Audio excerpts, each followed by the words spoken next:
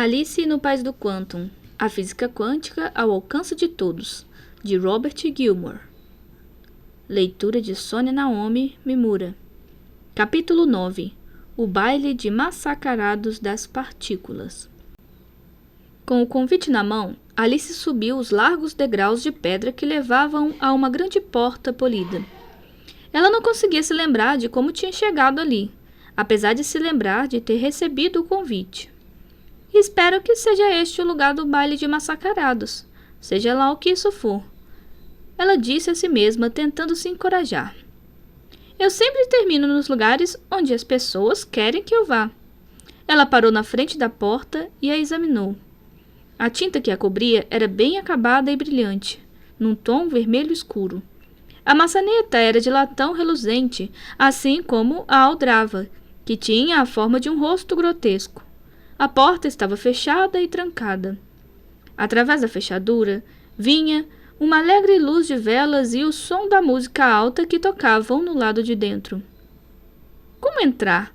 A resposta parecia bastante óbvia. Então, ela pegou a aldrava e bateu com força. Ai, será possível? Exclamou uma voz aflita ao alcance de sua mão, literalmente na mão dela. Alice olhou surpresa para a porta e encontrou o olhar furioso da aldrava irada. Isso é meu nariz! Ela gritou indignada.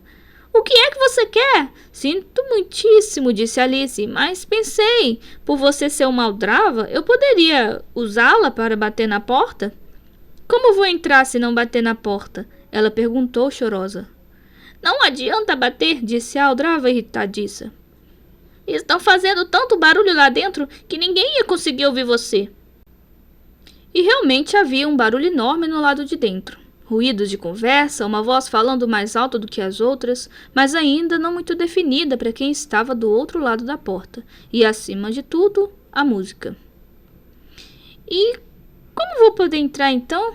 Perguntou ela, frustrada. E você deve entrar? Perguntou a aldrava. Essa, na verdade, é a primeira questão. Com certeza era, mas Alice não gostou de ouvir. É horrível, ela resmungou consigo mesma. Como todos por aqui gostam de discutir. Elevando a voz, ela falou com a aldrava, apesar de se sentir um pouco ridícula falando com a aldrava de uma porta. Eu tenho um convite, ela disse, segurando-o na frente da aldrava. Estou vendo, respondeu a aldrava. Esse convite é para o baile de massacrado das partículas, que é exclusivo para partículas. Você é uma partícula? Tenho certeza de que não sei, respondeu Alice. Eu achava que não era, mas com todas essas coisas que vêm me acontecendo, estou começando a achar que sou sim. Bem, vamos ver se você se encaixa nos padrões, disse a aldrava, bem mais gentil agora que seu nariz tinha melhorado um pouco. Deixe-me dar uma olhada nas minhas anotações. Alice não tinha ideia de como a aldrava poderia fazer anotações, muito menos consultá-las, mas depois de uma pequena pausa, a aldrava continuou. Ah, sim, aqui está, a lista de especificações que definem uma partícula. 1. Ela disse alto.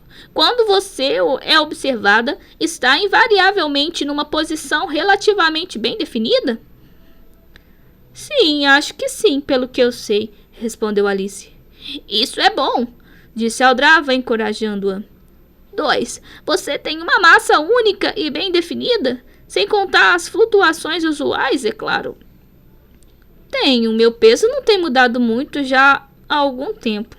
Pelo menos era o que ela achava. Muito bom, essa é uma exigência muito importante. Todas as diferentes partículas têm suas massas particulares. É uma de suas características mais distintas e é muito útil na hora em que for necessário distinguir uma partícula da outra. Alice estranhou a ideia de que as pessoas pudessem ser identificadas por suas massas e não por seus rostos. Mas então se lembrou de que as partículas, como um todo, não tinham nada muito definido que pudesse ser chamado de rosto. 3. Você é estável? O que disse? Perguntou Alice, sentindo-se insultada. Eu disse, você é estável? É uma pergunta bem simples, ou ao menos deveria ser.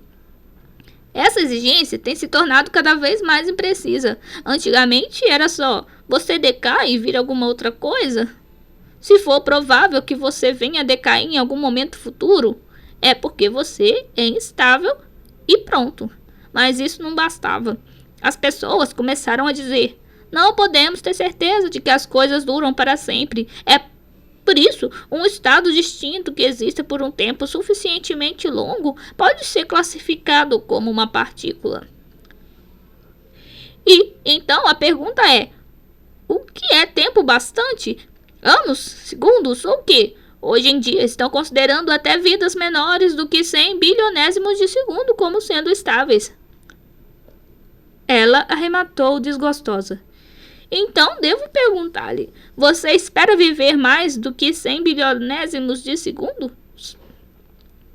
Claro, sem dúvida, respondeu Alice confiante. Bom, então posso considerá-lo uma partícula estável. É melhor entrar logo. Pode ser que você não tenha nada melhor a fazer além de ficar parada aqui. Mas eu tenho, resmungou a aldrava. Alice ouviu um clique e a porta se abriu. Ela não hesitou e entrou. Já do lado de dentro, Alice atravessou um elegante hall de entrada de paredes pálidas, com lustres e nichos abrigando estátuas, como eram todas as estátuas de partículas famosas. Não dava para identificar muito uma da outra. Ela achou que era muito esperto da parte do escultor conseguir fazer com que o rosto de uma estátua fosse tão vago e indistinto. Na verdade, para os não iniciados, elas pareciam mais uns pedaços de pedra sem forma alguma. Nota: há muitas partículas que interagem fortemente, assim como prótons e nêutrons. Não é muito fácil distinguir um tipo de partícula do outro. Alguns têm cargas elétricas diferentes, mas há muitos com a mesma carga. As partículas são normalmente identificadas na prática através da medida de suas massas, que são bem características. A maioria das partículas são instáveis em algum grau. Uma partícula mais pesada se transforma em outra mais leve. Fora do núcleo, mesmo um nêutron é instável e tem uma vida média de mais ou menos 20 minutos. Para além do hall de entrada ficava um grande salão de baile. A luz vinha de lustres ornamentais que pendiam do teto, mas, por algum motivo, eles não proporcionavam muita luz. E a maior parte do salão estava no escuro. As partes escuras ficavam ainda mais realçadas pelo contraste com os pontos de luz brilhante que rodopiavam pelo salão. Um deles parou bem na frente de Alice, no meio de um círculo de luz. Para dentro do círculo de luz pulou uma figura vestida como um coringa de baralho. Sua roupa cômica tinha listras vermelhas, azuis e verdes. Vendo mais de perto, Alice percebeu que também havia listras anti-vermelhas, anti-azuis e anti-verdes.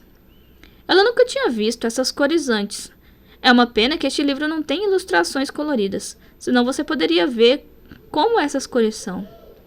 Sua aparência fantástica era completada por uma máscara que era decorada com um sorriso inacreditavelmente largo e permanente. Ele se dirigiu a Alice. Bonsoir, mademoiselle. Good evening, young lady. Boa noite, jovem dama. Bienvenue, welcome, bem-vinda ao baile de massacrados. Obrigada, respondeu Alice. Mas quem é você? E o que é um baile de massacrados?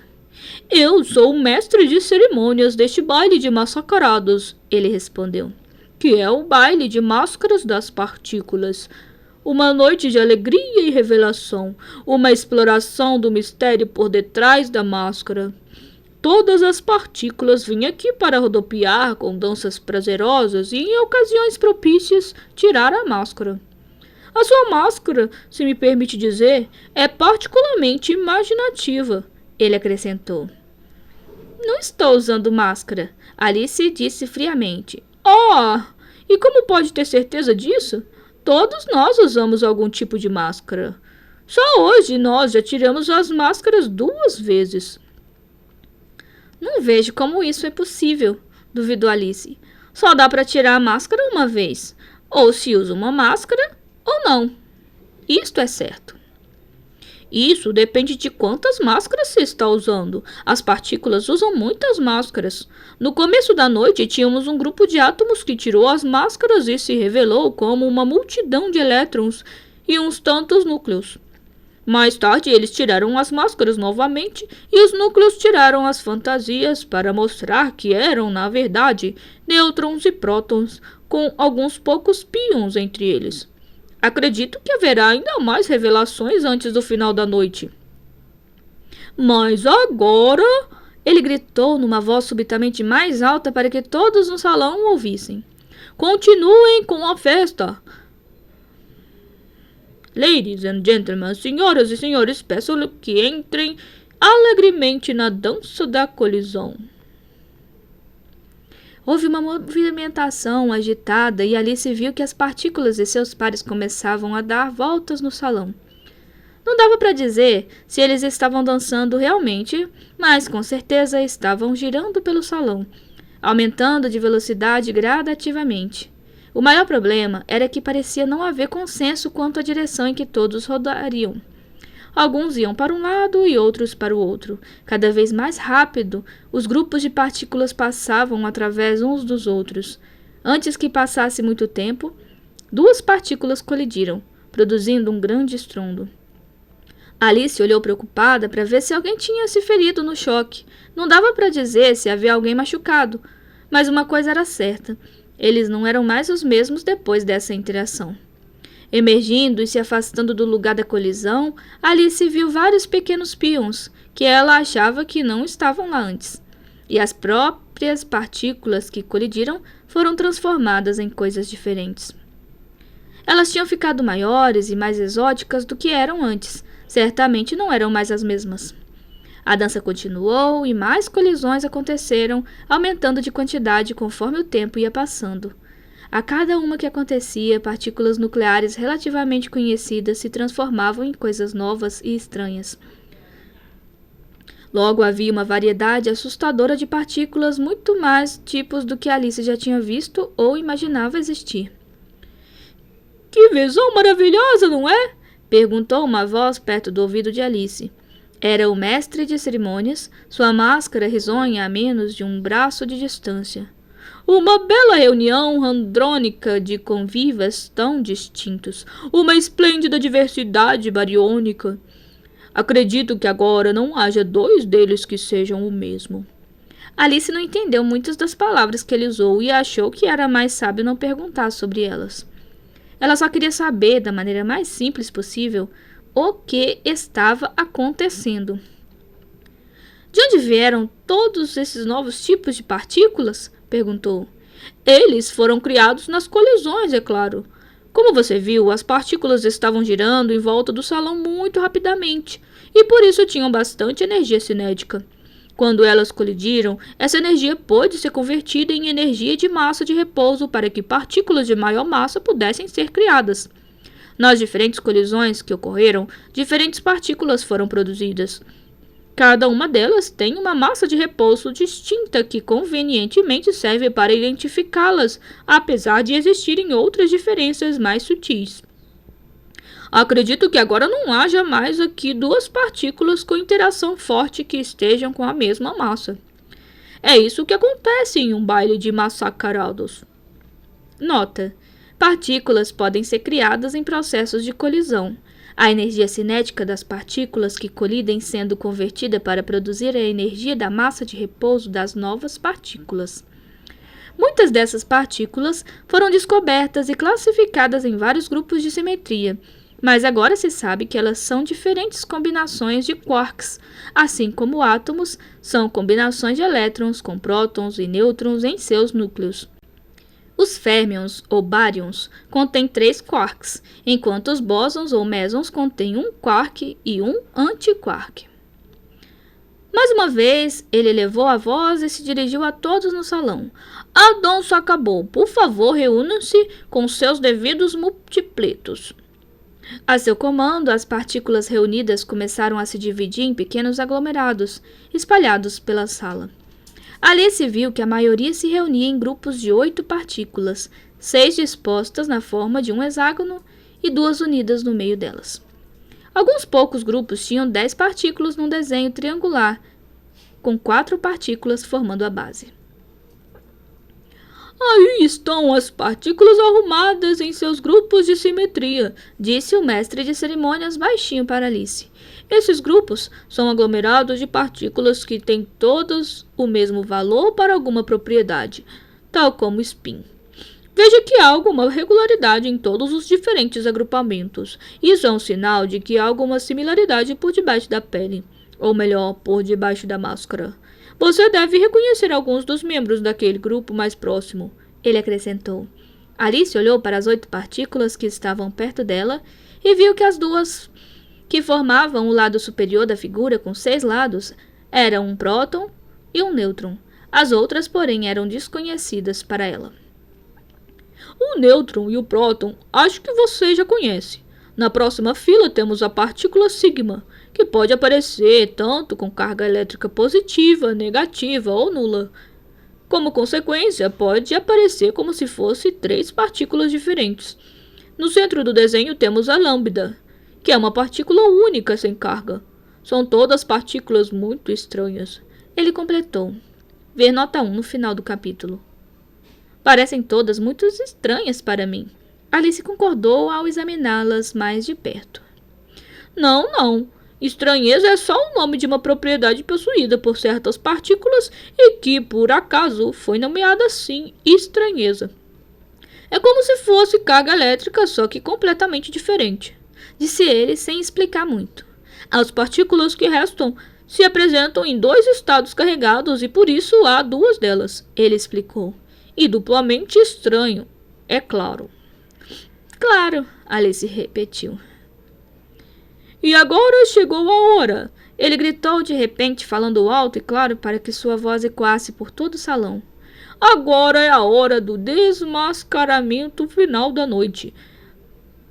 Ladies and gentlemen, senhoras e senhores, peço-lhes que tirem as suas máscaras. Como tudo aconteceu, Alice não sabe explicar, mas, por todo lado, a aparência das partículas tinha mudado.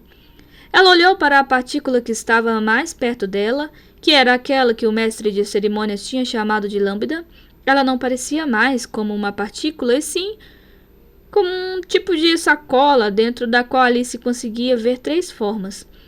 Ela chegou mais perto para tentar vê-las melhor e percebeu que estava sendo atraída para dentro do invólucro. Ela tentou se afastar, mas, apesar de seus esforços, foi sugada para dentro. No lado de dentro, Alice notou que não havia espaço suficiente para ela ficar em pé. Tentou se ajoelhar no chão, mas o invólucro ainda a pressionava para baixo. Tentou se deitar com um cotovelo no chão enquanto o outro braço protegia sua cabeça. Nessa posição desconfortável, ela olhou em volta e localizou as 3 figuras que tinha avistado do lado de fora. Agora que conseguia vê-las direito, pôde observar que não eram tão diferentes das partículas que ela tinha conhecido até agora. Cada uma delas tinha a cor específica. Uma era vermelha, a outra era verde e a outra era azul. Alice percebeu que eram interligadas por um fio de fio multicor pintado com as 3 cores e com as 3 anticores que ela tinha visto na roupa do mestre de cerimônias. Alice estava tão absorvida pela tarefa de observar essas estranhas e novas partículas que ficou surpresa ao ouvir uma voz vindo de uma delas. Se você acha que isso aqui é um cinema, vai ter de pagar, ela disse. Cinema não foi feito para serviço de graça, sabia? Por outro lado, se você acha que estamos vivos, deveria dizer olá e apertar nossas mãos. Desculpe-me, exclamou Alice, arrependida enquanto com alguma dificuldade estendia a mão para eles. Ela não sabe como foi que aconteceu, mas em vez de uma mão, ela apertou o bulbo de borracha de uma daquelas buzinas antigas de carro. Ao apertá-la, ouviu-se o barulho que as buzinas velhas fazem. Pois bem, e quem é você? Ela perguntou um pouco irritada com a brincadeira. Nós dispensaremos nossas apresentações. Nós a fazemos. Nós somos os irmãos Quark, respondeu o porta-voz, acenando para Alice com as sobrancelhas. Eu sou Upo. Este é Juno. E aquele ali é Stranger. Upo era verde. Juno era vermelho. E Stranger azul. Espero que não se importem se eu me juntar a vocês, disse Alice, tentando fazer com que sua posição desconfortável não parecesse tão ruim. Por quê? Nós não vamos nos separar. Upo respondeu, e os três caíram na gargalhada. Alice não estava se divertindo. Ela não tinha achado a piada engraçada. Na verdade, pensando melhor, ela não tinha achado nem interessante. Olhou para os três irmãos irritada e se deu conta de que Upo estava vermelho e Duono verde. Vocês mudaram de cor? Alice disse num tom quase acusador. Naturalmente, respondeu Upo com tranquilidade. É normal que eu seja um pouco descolorido. Quando comecei, eu era bem verdinho. Depois de tudo ficou azul. Agora estou começando a enrubescer. Você sabia que partículas que têm carga elétrica trocam fótons? Disse ele de repente. Sabia, já me disseram isso. Ela respondeu. Bem, nós, os quarks, somos figuras coloridas. Nós ficamos juntos trocando gluons entre nós. Na alegria e na tristeza. Ou melhor, no verde, vermelho ou azul. Os gluons ficam por perto quando veem a cor do nosso dinheiro. Eles monitoram nossas cores. Todas as partículas que têm cores trocam gluons. Os gluons as mantêm unidas da mesma maneira que os fótons fazem com as partículas que têm carga. Os quarks são a forma de matéria mais fundamental conhecida hoje em dia. Todas as partículas com interação forte são agrupamentos limitados de quarks. Cada férmio consiste em 3 quarks, e os bósons em um quark e um antiquark juntos. A ligação entre eles é muito forte, e assim como a interação elétrica origina-se da troca de partículas virtuais. Mas por que vocês mudam de cor? Alice perguntou. As partículas carregadas não mudam sua carga elétrica quando trocam fótons. Não, mas os fótons não transportam a carga. Não há carga em um fóton, e é por isso que eles são tão populares. Os gluons transportam cor. Quando um gluon colorido escapa de sua fonte, o tom da cor que ele carrega é transferido para o quark que o capturar. E sempre de bom tom, posso lhes assegurar, enquanto Upo ia falando, Duono mudou seu tom de cor para azul e Stranger ficou vermelho, com seu cabelo encaracolado, assumindo um tom particularmente vivido dessa cor. Nota 2 no final do capítulo. Upo apontou para Stranger. Veja, ele disse, aí está uma fonte de cor diferente. É porque temos gluons tão coloridos que não podemos nunca ser separados, um por todos e todos por nada. Juntos continuamos de pé e divididos permanecemos inseparáveis. Acho que não estou entendendo nada, protestou Alice. Nós todos sabemos que cargas elétricas opostas se atraem, mas é possível separar partículas que estejam sob esse tipo de atração. Elas se mantêm unidas pela troca de fótons, mas os fótons não têm carga. Porque eles não têm cargas, os fótons estão livres. Podem ir aonde quiserem, disse Duono de repente. Certo. Para não terem carga, os fótons estão livres. Livres para se espalharem como quiserem. Eles não precisam trocar outros fótons entre si. Se há ausência de carga e não há mudança, não há transação, completou Duono. Esses fótons não fazem negócios juntos. Sem carga, os fótons virtuais não têm o que fazer um com o outro, e isso não se atraem. Ninguém recebe carga de ninguém, assim eles podem se espalhar por todos os lugares. Quanto mais afastadas ficarem as fontes de carga, mais espaço há para os fótons se espalharem. Eles ficam bem espalhados, com menos momentum para transferir. No meu último emprego, fui transferido. Duono interrompeu prestativo. Disseram que iam me dar um pequeno momentum, mas me deram apenas um bilhete azul. E você sentiu a força do argumento deles, completou Upo. Mas com menos momentum para ceder, a força diminui. Se você afasta as cargas, elas perdem o contato, a atração fica cada vez menor e acabam ficando tão distantes que nem se lembram de escrever uma carta. Dê a elas energia suficiente e você poderá levá-las aonde quiser. Elas chegam a ficar tão separadas que nem é mais possível falar em atração. As cargas assim ficam muito independentes. Espero que saiba o que quer dizer uma carga independente, ele acrescentou. Mas chega de cargas elétricas, estamos aqui para falar de cargas de quark. O que é uma carga de quark? Perguntou Alice, curiosa, sempre querendo saber o máximo possível sobre as coisas. taxa dupla nos finais de semana. E para Quark Zap, respondeu o dono. Mas nós somos barateiros. Nossa carga é só um terço da carga das outras partículas. Há uma coisa que eu não entendo, Alice disse para Dono. Não era exatamente verdade, já que havia muitas que ela não estava entendendo àquela altura. Por que é que você imita sotaque de italiano? Eu não estou acreditando. Você é italiano. É porque ele é um Fermion, respondeu Upo. Enrico Fermi era italiano. Mas vocês todos não são Fermions? Observou Alice. Claro, um por todos e todos por Pauli, e ninguém pode negar. Os 3 quarks ficaram em posição de sentido e bateram continência. Somos um grupo indivisível. Um quark não pode fugir de dentro de um próton, ou de qualquer outra partícula, e tudo isso por causa do vermelho, verde e azul. Que bandeira! Desculpe-me, Alice começou a dizer.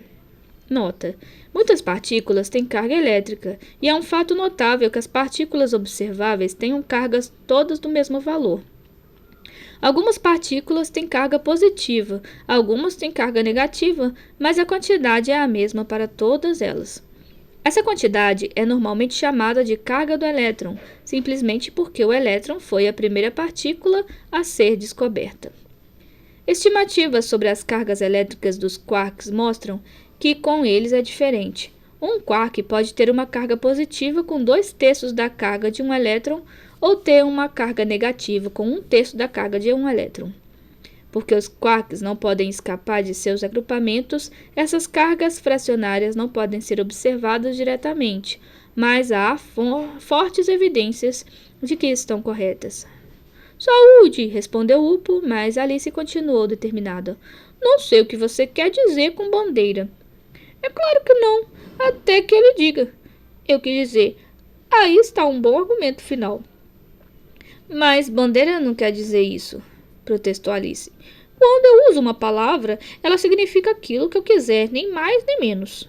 A questão é que quem é o mestre? Só isso. Mas com os gluons a história é outra. Ele acrescentou melancólico. Não há maneira de controlá-los, eles nunca saem de perto, são diferentes dos fótons. O problema é que os gluons são coloridos.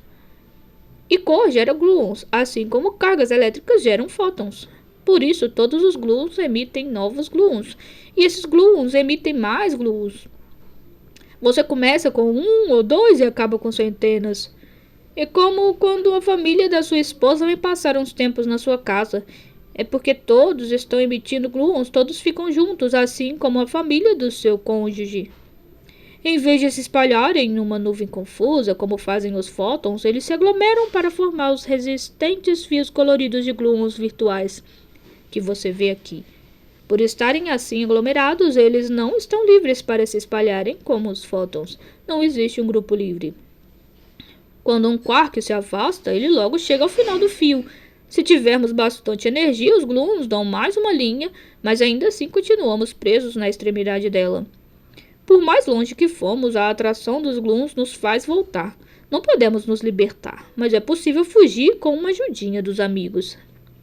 Naquele momento especialmente apropriado, um fóton de altíssima energia se chocou contra o grupo de quarks. Alice não foi avisada e nem o viu chegando. Nota: a existência de 3 tipos diferentes de cor permite que os gluons também sejam coloridos. Cada gluon é a mistura de uma cor e de um anticor. Com os fótons, uma mistura de carga e anticarga elétrica resulta em uma ausência de carga na partícula. Já os gluons podem misturar cores diferentes. Um gluon pode ser azul e antiverde, por exemplo. Um gluon assim não é neutro. Ele possui uma cor e pode agir como uma fonte de outros gluons.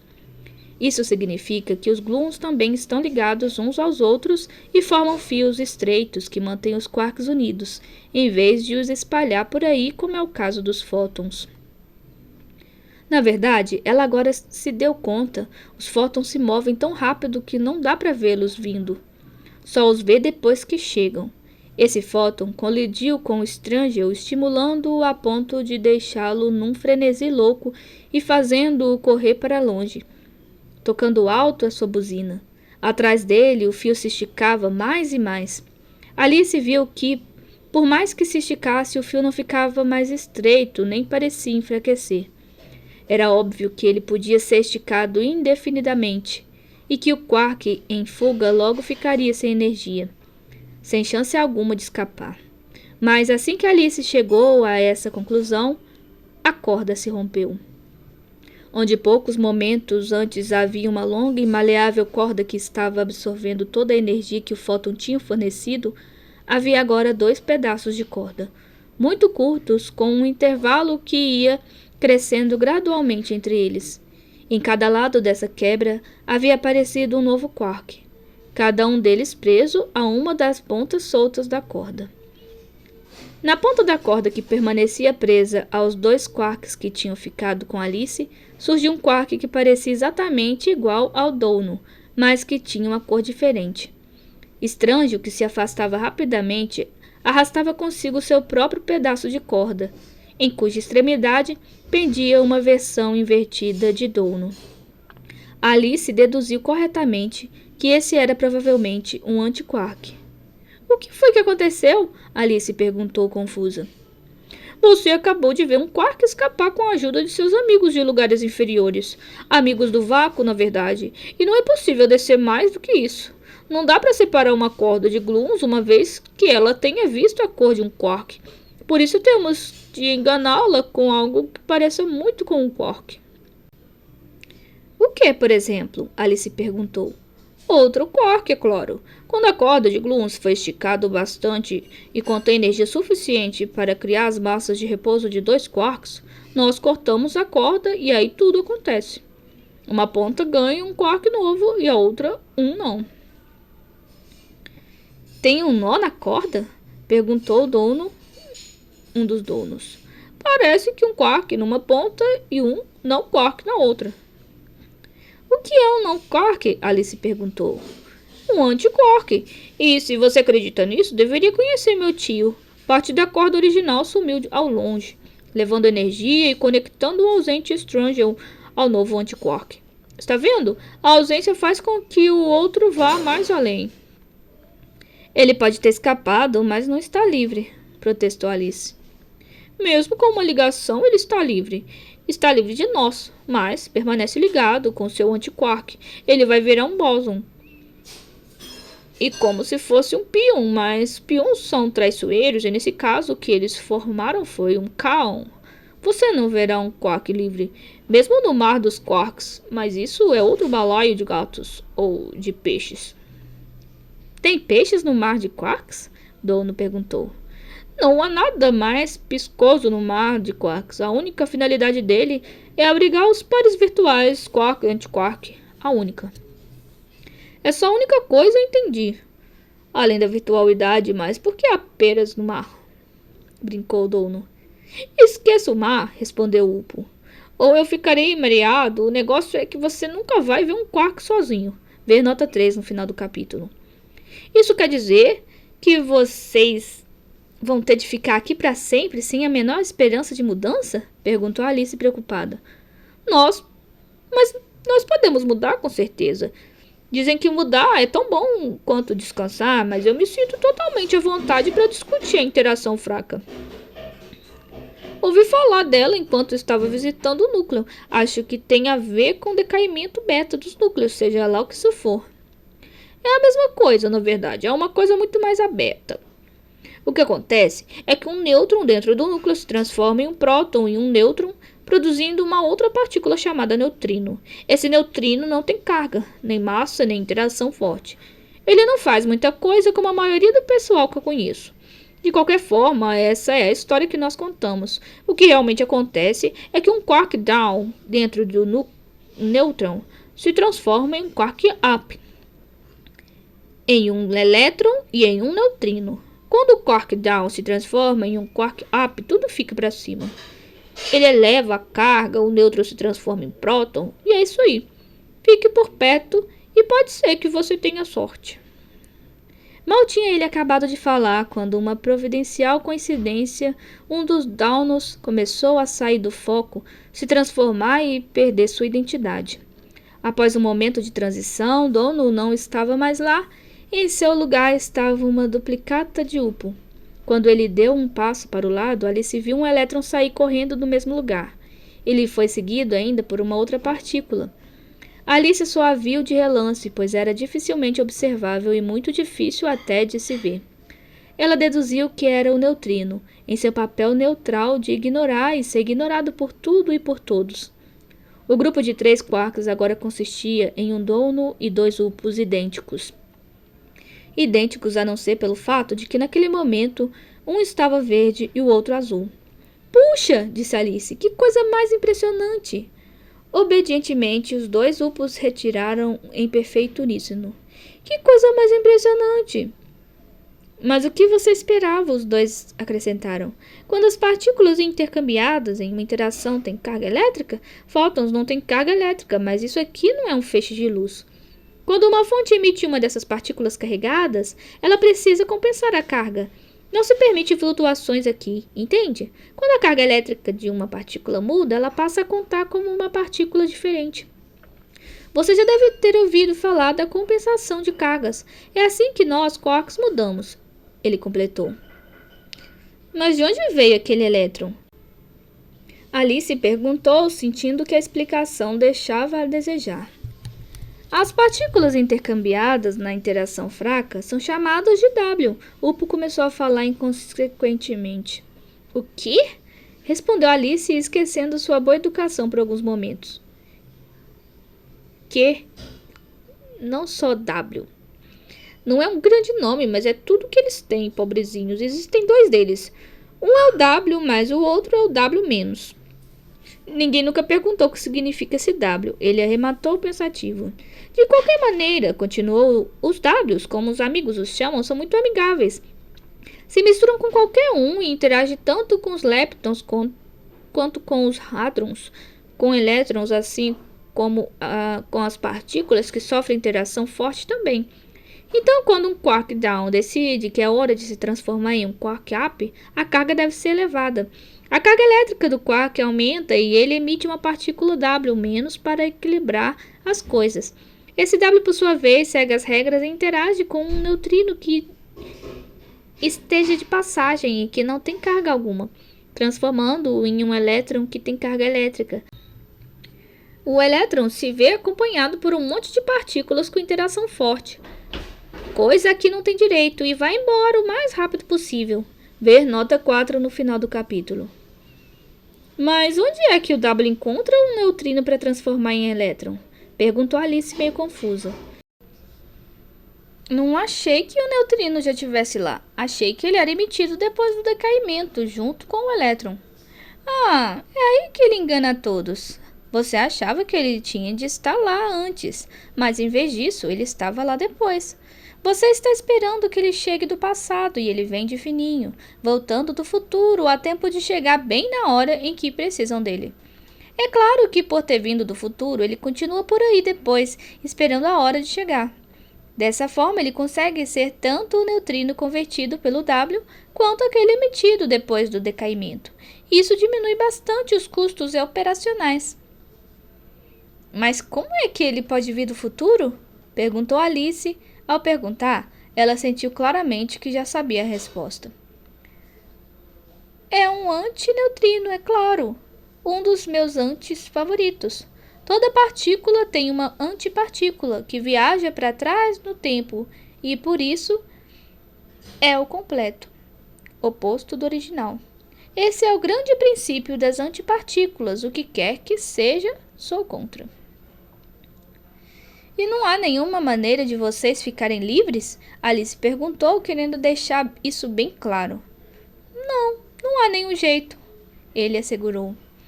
Isso quer dizer que eu também não posso sair? Ela perguntou, amedrontada, pois não queria ficar presa com eles ali para sempre.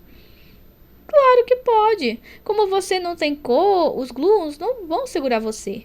Você é uma das pessoas mais descoloridas que nós já conhecemos. Nada vai prender você aqui. Pode ir embora na hora que quiser. Nós nem vamos perceber. Pode se levantar e ir.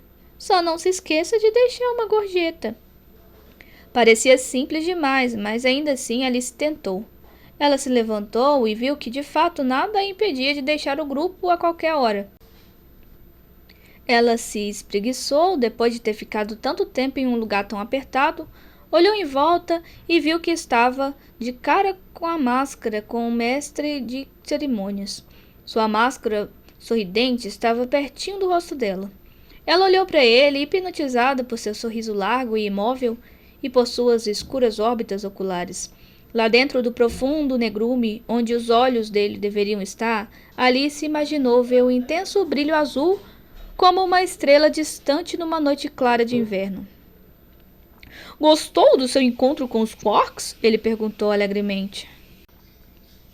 Foi muito interessante, ela respondeu com sinceridade. Eles são figuras bem coloridas, mas achei-os muito volúveis. Esse foi o último desmascaramento da noite? Ela prosseguiu. Ou mais camadas têm de ser retiradas antes de eu poder ver o que está lá de verdade? Quem sabe? Ele respondeu. Como saber se você está olhando diretamente para o rosto nu da natureza ou se é simplesmente mais uma máscara? Esta noite, porém, há ainda mais um desmascaramento por acontecer. Tenho de tirar minha própria máscara. Enquanto ele ia falando, a luz do holofote que o tinha seguido por toda a noite começou a enfraquecer, e a luz dos candelabros ficou ainda mais sutil do que antes. Quando as luzes diminuíram, o mestre de cerimônias levou ambas as mãos ao rosto e vagarosamente removeu a máscara. Sob a luz que rapidamente ia sumindo, Alice olhou para o rosto por detrás da máscara. Ela não viu nada além de um vazio total, liso e oval sem nenhum traço distinguível. Ficou olhando estupefata para essa visão enigmática e, com a última réstia de luz, viu a máscara piscar um olho para ela. Notas de final de capítulo. Nota 1. Os prótons e os nêutrons que habitam o núcleo, conhecidos genericamente como núcleons, são exemplos de partículas com interação forte, também conhecidas como hadrons.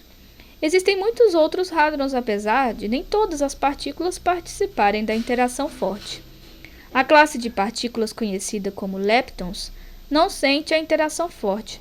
Os elétrons pertencem a essa classe e por isso não estão presos dentro do núcleo junto com os núcleons. Eles percebem o núcleo apenas como uma carga positiva que os mantém frouxamente presos dentro do átomo.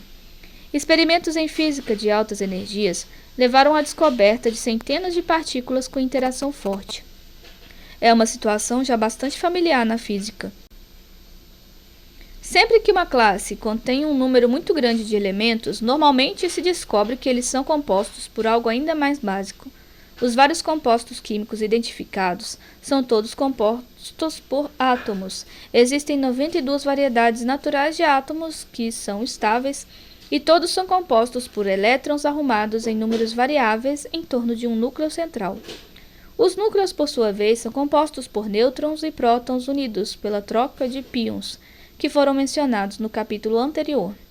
Agora sabe-se que nêutrons e prótons são apenas membros de uma classe de centenas de outros, K, P, CO, A, E, S, Q, A e daí em diante. Foi agora mostrado que todas essas partículas são formadas por quarks. Nota 2. Os quarks são mantidos unidos por uma força parecida, e ainda assim diferente da interação elétrica. Essas forças não agem sobre a carga elétrica, e sim sobre outra coisa chamada carga de cor ou apenas cor. Não há relação alguma com cor da maneira como a entendemos. É só um nome dado a algo totalmente novo. O fato de a palavra cor já ser usada pode ser um infortúnio, apesar de não ser a primeira vez em que uma palavra tem dois significados diferentes. A interação entre duas partículas eletricamente carregadas se deve à troca de fótons virtuais. A interação entre quarks é causada pela troca de uma nova classe de partículas denominadas gluons. Há diferenças entre as duas interações. Cargas elétricas só existem em duas formas, negativa ou positiva, ou carga e anticarga. Os fótons, que são trocados entre cargas elétricas, são, eles próprios, eletricamente nêutrons. Não têm carga e, por isso, não emitem fótons virtuais. Os gluons, trocados entre quarks, são emitidos por uma forma de carga contida nos quarks, mas completamente diferente da carga elétrica normal.